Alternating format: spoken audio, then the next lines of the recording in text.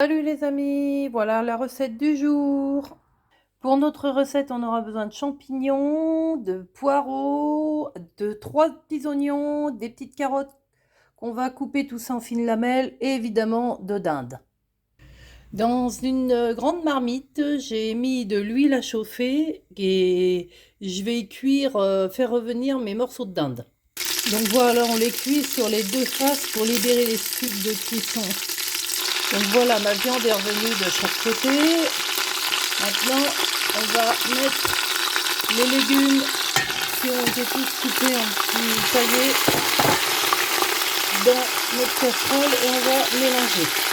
Et là, on couvre d'eau.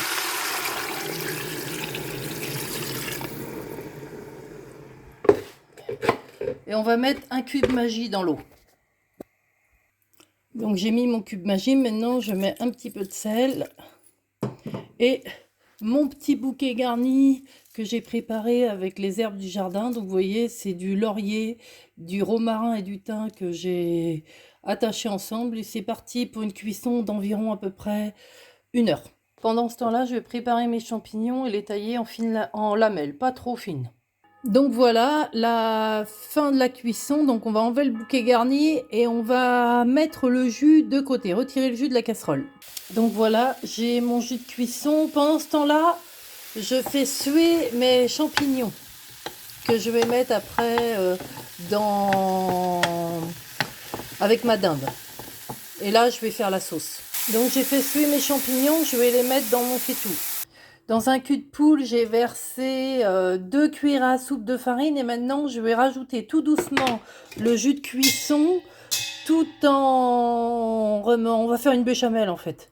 Mais je vais pas mettre de beurre parce que il y a déjà suffisamment de gras dans le jus de cuisson. Donc voilà, j'ai monté ma sauce.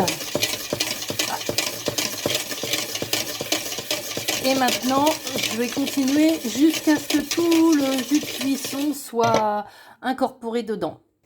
Donc tout est mis dedans. Là, j'ai remis le feu dessous et je vais laisser réduire pour que ma sauce s'épaississe. Alors il faut remuer régulièrement afin que ça ne colle pas évidemment et que ça...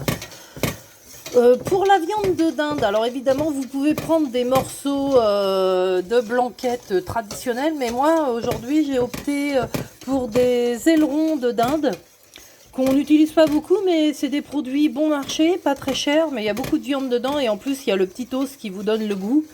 Donc à vous de choisir le morceau qui vous plaît le plus, mais bon après...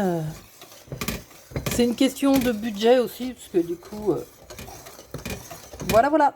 Alors, on continue de remuer. Alors, ma crème a commencé à s'épaissir. Avant qu'elle le soit complètement, je vais rajouter 2 cuillères à soupe de crème fraîche.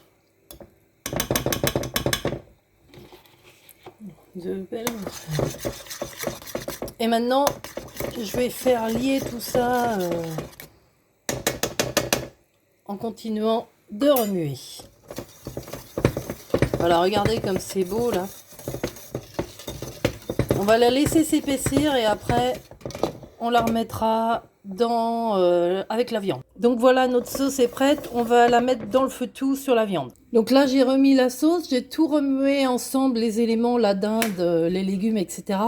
Et là, je vais remettre juste en chauffe quelques minutes pour que les saveurs en fait s'additionnent avec la viande, tout ça. Et après, ben, on pourra servir à table. Mais déjà, franchement, c'est délicieux.